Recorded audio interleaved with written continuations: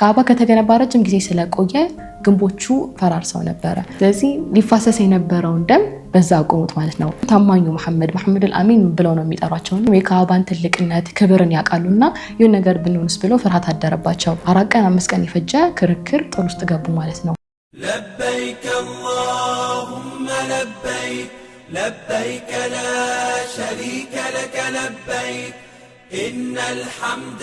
ሰላም አለይኩም ወራህመቱላሂ ወበረካቱ። በባለፈው ክፍል ላይ ስለ ሀጀር አልአስወድ አውርተናል።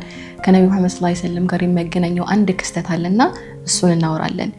መጀመሪያ ነብዩላህ ኢብራሂም ያንን ካዕባን ከገነቡ በኋላ አንድ ዱዓ አድርገው ነበረ። ምን አሉ? ረበና ወብዐት ፊሂም ረሱላን ሚን አንፉሲሂም የትሉ ዐለይሂም አያቲከ ወዩዐሊሙሁሙል ኪታበ ወልሒክመተ ወዩዘኪሂም ኢነከ አንተል ዐዚዙል ሐኪም ብለዋል።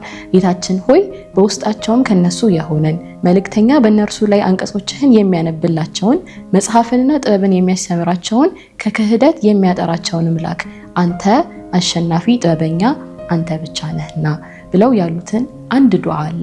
አላህም ያንን ዱዓ ተቀብሏቸው ነብዩ መሐመድ ሰለላሁ ዐለይሂ ወሰለምን ወደዚህ ምድር ላከ ማለት ነው። ከሀጀር አልአስወድ ጋር ያላቸውን ግንኙነት ስንመለከት ነብዩ መሐመድ ሰለላሁ ዐለይሂ ወሰለም ከነቢነት ከመላካቸው በፊት የካዕባ ግንባታ ተደርጎ ነበረ።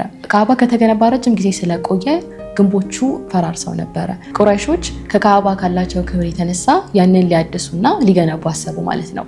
ከዛ ምን ተነጋገሩ? በቃ በንጹህ ገንዘብ እንድንገነባ ሌላ ባራጣ የተበደሩ ባራጣ ሊሆን ይችላል ወይ በስርቆት ያመጡትን ገንዘብ ሳይሆን በንጹህ ገንዘብ ካዕባን ሊገነቡ ተነጋገሩ ማለት ነው። ለመገንባት መጀመሪያ ማፍረስ ስለነበረባቸው ግን ለማፍረስ ፈሩ ማለት ነው። ይሁን ነገር ብንሆንስ፣ ምክንያቱም የካዕባን ትልቅነት ክብርን ያውቃሉና ይሁን ነገር ብንሆንስ ብለው ፍርሃት አደረባቸው። ከዛ በኋላ ወሊድ ቢን ሙጊራ የሚባል ሰውዬ ሄደና ማፍረስ ሲጀምር እሱን ሲመለከቱት ምንም አልሆነምና አፍርሰው ሁሉም ተከፋፍለው የሚገነቡትን መስራት ጀመሩ ማለት ነው።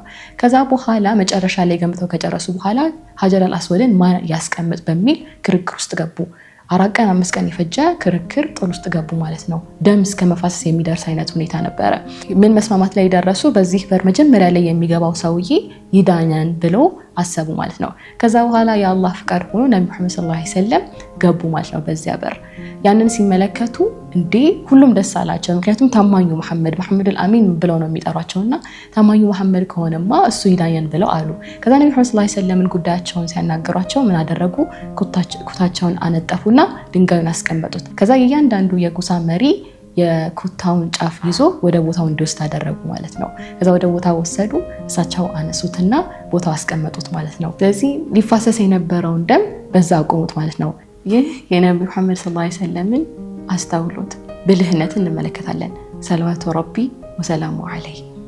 ለበይከ አላሁመ ለበይክ ለበይከ ላ ሸሪከ ለከ ለበይክ ኢነል ሐምደ